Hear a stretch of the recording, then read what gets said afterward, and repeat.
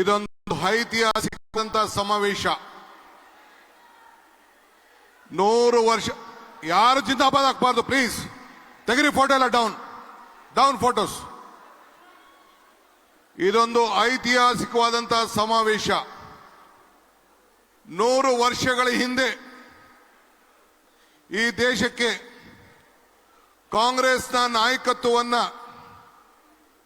ಭಾರತದ ಸ್ವಾತಂತ್ರ್ಯದ ಹೋರಾಟಕ್ಕೆ ಮಹಾತ್ಮ ಗಾಂಧೀಜಿಯವರು ವಹಿಸಿದ್ರು.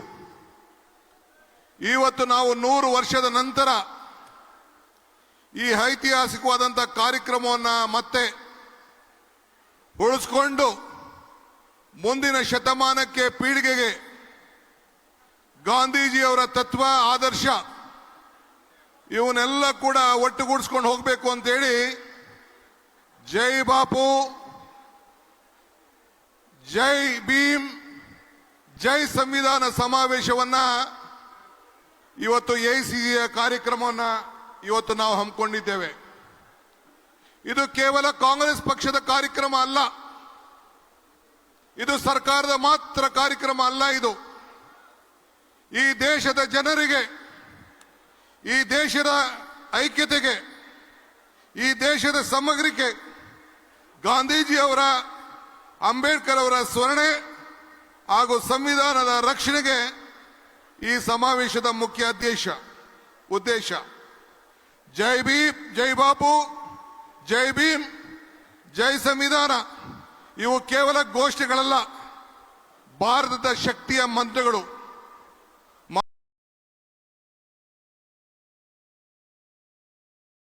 ವಿಶ್ವ ಶಾಂತಿಯ ಸಾಬಾಳುವೆ ಹೇಳುವ ಪರಮಾತ್ಮನಿಗೆ ನಮನವನ್ನ ಸಲ್ಲಿಸಬೇಕಾದ್ದು ನಮ್ಮೆಲ್ಲರ ಕರ್ತವ್ಯ. ಈ ನಿಟ್ಟಿನಲ್ಲಿ ಇವತ್ತು ನಾವು ಭಾರತೀಯ ರಾಷ್ಟ್ರೀಯ ಕಾಂಗ್ರೆಸ್ ಪಕ್ಷದ ಅಧ್ಯಕ್ಷರಾದಂಥ ನಮ್ಮ ಬ್ಲಾಕ್ ಕಾಂಗ್ರೆಸ್ ಅಧ್ಯಕ್ಷರಾಗಿ ಅಂದು ಮಹಾತ್ಮ ಗಾಂಧೀಜಿ ಜಾಗದಲ್ಲಿ ಕೂತ್ಕೊಂಡು, ಅದಾದ ಮೇಲೆ ಪಂಡಿತ್ ಜವಾಹರ್ಲಾಲ್ ನೆಹರು ಅವರ ಜಾಗದಲ್ಲಿ ಕೂತ್ಕೊಂಡು, ಇಂದಿರಾ ಗಾಂಧಿ ಅವರ ಜಾಗದಲ್ಲಿ ಕೂತ್ಕೊಂಡು, ಸೋನಿಯಾ ಗಾಂಧಿ ಅವರ ಜಾಗದಲ್ಲಿ ಕೂತ್ಕೊಂಡು, ರಾಹುಲ್ ಗಾಂಧಿ ಅವರ ಜಾಗದಲ್ಲಿ ಕೂತ್ಕೊಂಡು, ಮತ್ತೆ ಅದೇ ಸ್ಥಾನದಲ್ಲಿ ಇವತ್ತು ನಮ್ಮ ಈ ಭೂಮಿಯ ವರಪುತ್ರ ಅಂತ ಮಲ್ಲಿಕಾರ್ಜುನ್ ಖರ್ಗೆ ಅವರು ಕೂತಿದ್ದಾರೆ. ಅವರಿಗೆ ಈ ಎಲ್ಲ ರಾಜ್ಯದ ಮತ್ತು ರಾಷ್ಟ್ರದ ಎಲ್ಲ ನಾಯಕರ ಪರವಾಗಿ ತುಂಬ ಹೃದಯದ ಸ್ವಾಗತವನ್ನು ನಾನು ಬಯಸ್ತಾ ಇದ್ದೇನೆ. ಇವತ್ತು ಆ ಸ್ವಾಗತಕ್ಕೆ ನಮ್ಮ ಶಿವರಾಜ್ ತಂಗಡಿಯವರು ಅವರಿಗೆ ಈ ಸಂದರ್ಭದಲ್ಲಿ ಹೋಗಿ ಸ್ವಾಗತವನ್ನ ನಮ್ಮ ಕಾಂಗ್ರೆಸ್ ಶಾಲನ್ನ ಹಾಕಿ, ಮೈಸೂರು ಕಾಂಗ್ರೆಸ್ ಶಾಲವನ್ನ ಹಾಕಿ ಅವರಿಗೆ ಸ್ವಾಗತವನ್ನ ಬಯಸ್ತಾ ಇದ್ದಾರೆ.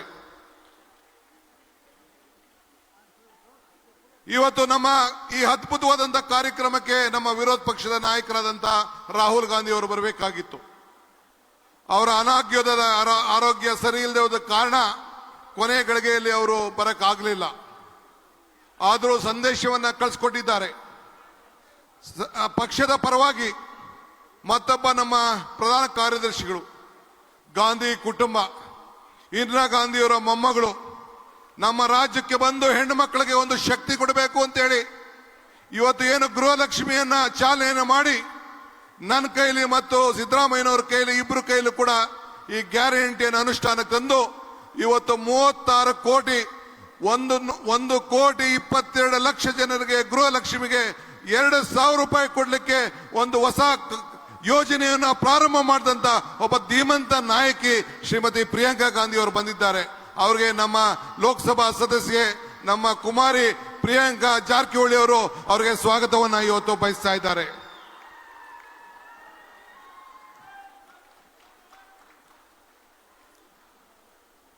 ನಮ್ಮ ಪಕ್ಷದ ಪ್ರಧಾನ ಕಾರ್ಯದರ್ಶಿಗಳು ನಮ್ಮಲ್ಲೇ ಉಸ್ತುವಾರಿಯನ್ನ ಹೊತ್ಕೊಂಡು ಈ ಪಕ್ಷದ ಸಂಘಟನೆಗೆ ಇಡೀ ದೇಶದ ಉದ್ದಗಲಕ್ಕೂ ಕೂಡ ಇವತ್ತು ಕೆಲಸವನ್ನ ಮಾಡ್ಕೊಂಡು ಬರ್ತಾ ಇದ್ದಾರೆ.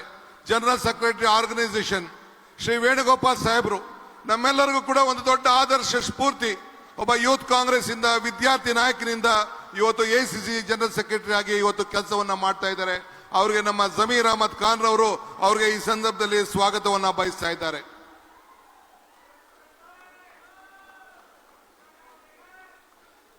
ನಮ್ಮ ಉಸ್ತುವಾರಿಗಳಾದಂಥ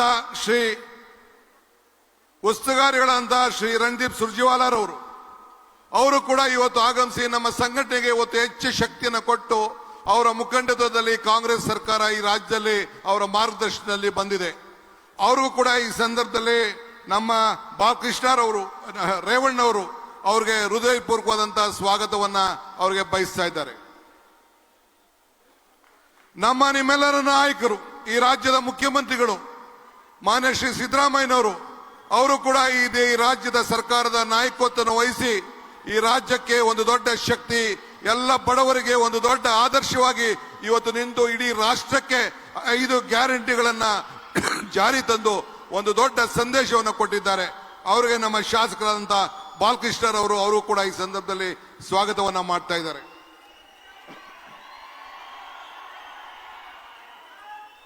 ಮತ್ತು ನಮ್ಮ ಪಕ್ಕದ ರಾಜ್ಯದ ಉಪಮುಖ್ಯಮಂತ್ರಿಗಳು ಅವರು ಕೂಡ ಬಂದಿದ್ದಾರೆ. ಹಿಂದೆ CLP ನಾಯಕರಾಗಿದ್ರು ಬಟ್ಟಿ ವಿಕ್ರಮಾದಿತ್ಯರವರು, ಅವರು ಕೂಡ ತೆಲಂಗಾಣದವರು, ನನ್ನ ಆತ್ಮೀಯ ಮಿತ್ರರು. ಅವ್ರಿಗೂ ಕೂಡ ಈ ಸಂದರ್ಭದಲ್ಲಿ ನಾನು ಪಕ್ಷದ ಪರವಾಗಿ ನಮ್ಮ ವಿನಯ್ ಕಾರ್ತಿಕ್ ಅವರು ಅವ್ರಿಗೆ ಸ್ವಾಗತವನ್ನ ಬಯಸ್ತಾ ಇದ್ದಾರೆ. ಬಹಳ ಜನ ನಾಯಕರುಗಳಿದ್ದಾರೆ, ಎಲ್ಲರ ಹೆಸರನ್ನು ನಾನು ತೆಗೆದುಕೊಳ್ಳಕ್ ಆಗುದಿಲ್ಲ, ಕ್ಷಮಿಸಬೇಕು. ಗಾಂಧಿ ಸಮಿತಿಯ ಅಧ್ಯಕ್ಷರಾಗಿದ್ದಂತ ಮೊಯ್ಲಿ ಸಾಹೇಬರು, ನಮ್ಮ ವೀರಪ್ಪ ಮೊಯ್ಲಿ ಸಾಹೇಬರು, ಮತ್ತು ಈ ಒಂದು HK ಪಾಟೀಲ್ ರವರು, ಹೀಗೆ ನಮ್ಮ BL ಶಂಕರ್ ಅವರು, ನಮ್ಮವರೇ ಆದಂತ ನಮ್ಮ ಜನರಲ್ ಸೆಕ್ರೆಟರಿ ಆದಂತ ನಮ್ಮ ರಮೇಶ್ ರವರು ಎಲ್ಲ ಕೂಡ MP ಅವರು ಇದ್ದಾರೆ. ಬಹಳ ಜನ ವೇದಿಕೆಯಲ್ಲಿದ್ದಾರೆ. I would like to welcome all the leaders from all over the India, working committee members, PCC members, and all the opposition leaders, and all the MPs from the different part of the country, and all the ministers coming from different part of Telangana, and various friends, and ella nama shaskargalu, and all our parliament members, ministers, colleagues, my workers, and all the people ಇಲ್ಲಿ ದೊಡ್ಡ ಸೇರಿದಂತ ಒಂದು ಬೃಹತ್ವಾದಂತ ಕಾರ್ಯಕ್ರಮ. ನನ್ನ ಮಾಧ್ಯಮ ಮಿತ್ರರು, ಎಲ್ಲ ಕಾಂಗ್ರೆಸ್ಗರು, ಕಾರ್ಯಕರ್ತರು, ಪಕ್ಷದ ಸಂಘಟನೆಯಲ್ಲಿ ಎಲ್ಲ ದುಡಿತಾ ಅಂತ ಎಲ್ಲ ಕೂಡ ಬಂದಿದ್ದೀರಿ. ನಿಮ್ಮೆಲ್ಲರೂ ಕೂಡ ಈ ಸಂದರ್ಭದಲ್ಲಿ ನಾನು ಸ್ವಾಗತವನ್ನು ನಾನು ಬಯಸ್ತಾ ಇದ್ದೇನೆ. ಬಂಧುಗಳೇ, ಈಗಾಗಲೇ ಹೇಳಿದ್ದೇನೆ, ವಿಶ್ವಕ್ಕೆ ಶಾಂತಿ ಸಹಬಾಳ್ವೆ ಕೊಟ್ಟದ್ದು ನಮ್ಮ ಮಹಾತ್ಮ ಗಾಂಧೀಜಿಯವರು. ಇಂದು ಮುಂದು ಎಂದು ನಮ್ಮ ಗಾಂಧೀಜಿಯವರ ಮಂತ್ರ. ಇತ್ತೀಚಿನ ನಾವು ಸಂಕ್ರಾಂತಿಯನ್ನು ನಾವು ಆಚರಣೆ ಮಾಡಿದ್ದೇವೆ. ಸಂಕ್ರಾಂತಿ ಎಂದರೆ ಹೊಸತನ, ಹೊಸ ಉಡುಪು ಮತ್ತು ಉತ್ಸಾಹ. ಅದೇ ರೀತಿ 1924ರಲ್ಲಿ ನಾವು ಸಂಕ್ರಾಂತಿ 24ರಲ್ಲಿ ಬೆಳಗಾವಿಯಲ್ಲಿ ಕಾಂಗ್ರೆಸ್ ಅಧಿವೇಶನವನ್ನ ಸ್ವಾತಂತ್ರ್ಯ ಹೋರಾಟದ ಸಂಕ್ರಾಂತಿಯಾಗಿ ನಮಗೆ ಉರುಪು ತಂದಿದ್ದನ್ನ ನಾವೆಲ್ಲ ಮರಲಿಕ್ಕೆ ಸಾಧ್ಯ ಇಲ್ಲ. ಗಾಂಧೀಜಿಯವರು ಈ ದೇಶಕ್ಕೆ ಸ್ವಾತಂತ್ರ್ಯವನ್ನು ತಂದುಕೊಟ್ರು. ಅಂಬೇಡ್ಕರ್ ಅವರು ಸಂವಿಧಾನವನ್ನು ಕೊಟ್ಟರು. ಗಾಂಧಿ ಭಾರತ ಎಂದರೆ ಸ್ವಾಭಿಮಾನದ ಭಾರತ, ಏಕತೆಯ ಭಾರತ, ಸಾಮರಸ್ಯದ ಭಾರತ, ಜಾತೀಕರಣದ ಭಾರತ, ಜಾತ್ಯತೀತ ಭಾರತ, ಸರ್ವೋದಯ ಭಾರತ. ನೀವು ಕ್ರಾಂತಿಕಾರಿಯನ್ನ ಕೊಲ್ಲಬಹುದು, ಆದರೆ ಕ್ರಾಂತಿಯನ್ನ ಕೊಲ್ಲಿಕ್ಕೆ ಸಾಧ್ಯ ಇಲ್ಲ ಅಂತ ಹೇಳಿ ಮಹಾತ್ಮ ಗಾಂಧೀಜಿಯವರು ಹೇಳಿದ್ದಾರೆ. ವ್ಯಕ್ತಿ ಸಾಯಬಹುದು, ಆದರೆ ತತ್ವಗಳು ಸಾಯಲಿಕ್ಕೆ ಸಾಧ್ಯ ಇಲ್ಲ ಅಂತ ಹೇಳಿ ಅವರು ಕೂಡ ನುಡಿದಿದ್ದಾರೆ. ಪಾಪಗಳು ನಾಶ ಮಾಡಬಹುದು, ಆದರೆ ಪಾಪಿಗಳನ್ನ ಪ್ರೀತಿಸಿ ಎಂದು ಗಾಂಧೀಜಿಯವರು ಹೇಳಿದ್ದಾರೆ. ನಮ್ಮ ಹೆಗಲ ಮೇಲೆ ಕೇಸರಿ ಬಳಿ ಇದೆ, ನಿಮ್ಮೆಲ್ಲರ ಹೆಗಲ ಮೇಲೆ ಕೇಸರಿ ಬಣ್ಣ ಇದೆ, ಆದರೆ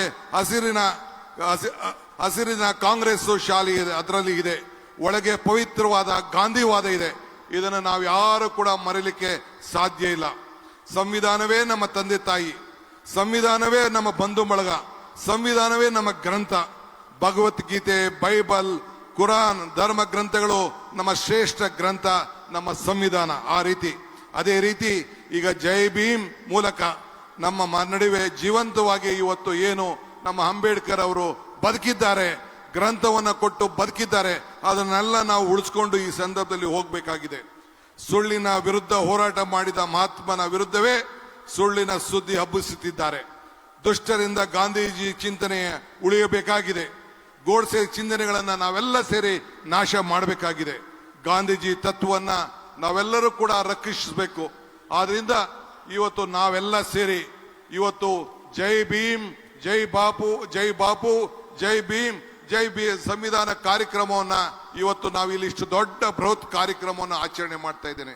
ನಾನು ಇವತ್ತು ನಮ್ಮ ಎಐಸಿಸಿಯ ಅಧ್ಯಕ್ಷರಿಗೆ ಒಂದು ಮನವಿಯನ್ನ ಮಾಡಲಿಕ್ಕೆ ಬಯಸ್ತಾ ಇದ್ದೇನೆ. ಏನಪ್ಪಾ ಅಂದ್ರೆ ಈ ಸಮಾವೇಶ ಇದು ಇಲ್ಲಿಗೆ ನಿಲ್ಲಬಾರದು. ಈಗಾಗಲೇ ನಮ್ಮ ಸರ್ಕಾರದ ವತಿಯಿಂದ ವರ್ಷದ ಇಡೀ ಈ ಒಂದು 100 ವರ್ಷದ ಗಾಂಧಿ ಭಾರತ ಕಾರ್ಯಕ್ರಮವನ್ನು ಮಾಡಬೇಕು ಅಂತೇಳಿ ನಮ್ಮ ಸರ್ಕಾರ ಈಗಾಗಲೇ ಚಿಂತನೆ ಮಾಡಿದೆ. ಇಡೀ ದೇಶದ ಉದ್ದಗಲಕ್ಕೂ ಕೂಡ I appeal to the Congress president Shri Mallikarjun Kharge ji, in the entire country this year we have to take this conference Jai Bapu, Jai Bhim, Jai Samvidhan in every taluk headquarters to the entire country for next 1 year. This should be the program of the Congress party. I appeal to you to direct. ನಾನು ಅವ್ರಿಗೆ ಮನವಿಯನ್ನು ನಾನು ಮಾಡ್ತಾ ಇದ್ದೇನೆ. ಇವತ್ತು 1900 ಸಮಾವೇಶ ಇವತ್ತು ಕರ್ನಾಟಕದ ಏಕೀಕರಣಕ್ಕೆ ಕೂಡ ಒಂದು ಶಕ್ತಿಯನ್ನ ತುಂಬಿದೆ ಅನ್ನೋದನ್ನ ನಾವು ಯಾರು ಕೂಡ ಮರಲಿಕ್ಕೆ ಸಾಧ್ಯ ಇಲ್ಲ. ಆದ್ರಿಂದ ಇವತ್ತು ಬಡತದಿಂದ ಸ್ವಾತಂತ್ರ್ಯ ನಮಗೆ ಬೇಕು. ಅದಕ್ಕೋಸ್ಕರ ಈ ಗ್ಯಾರಂಟಿಯನ್ನ 5 ಗ್ಯಾರಂಟಿಗಳನ್ನು ನೀಡಿ ಈ ದೇಶಕ್ಕೆ ನುಡಿದಂತೆ ನಡೆದಿದ್ದೇವೆ. ನಾನು ಇನ್ನು ಹೆಚ್ಚಿಗೆ ನಾನು ಮಾತಾಡೋಕೆ ಹೋಗುದಿಲ್ಲ. ಬಹಳ ಜನ ನಮ್ಮ ನಾಯಕರುಗಳು ಮಾತಾಡೋರಿದ್ದಾರೆ.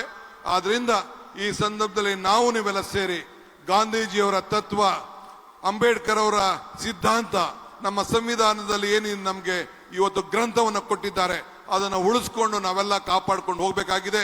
ನಮ್ಮ ಎಲ್ಲ ನಾಯಕರುಗಳು ಇಡೀ ವಿಶ್ವ ರಾಜ್ಯರ ದೇಶದ ಉದ್ದಗಲಕ್ಕೂ ಕೂಡ ಬಂದಿದ್ದಾರೆ. ನೀವು ಎಲ್ಲ ಬಂದಿದ್ದೀರಿ. ಈ ಒಂದು ಐತಿಹಾಸಿಕವಾದಂತ ಕಾರ್ಯಕ್ರಮದಲ್ಲಿ ಪಾಲ್ಗೊಂಡದ್ದೇ ನಿಮ್ಮೆಲ್ಲರ ಭಾಗ್ಯ. ನಾನು ಆಗಾಗ ಒಂದು ಮಾತು ಹೇಳ್ತಾ ಇರ್ತೀನಿ, ಪುರಂದರದಾಸರು ಒಂದು ಮಾತು, ಇದು ಭಾಗ್ಯ ಇದು ಭಾಗ್ಯ ಇದು ಭಾಗ್ಯವಯ್ಯ ಪದುಮನಾಭನ ಪಾದ ಭಜನೆ ಪರಮ ಸುಖವಯ್ಯ ಅಂತೇಳಿ.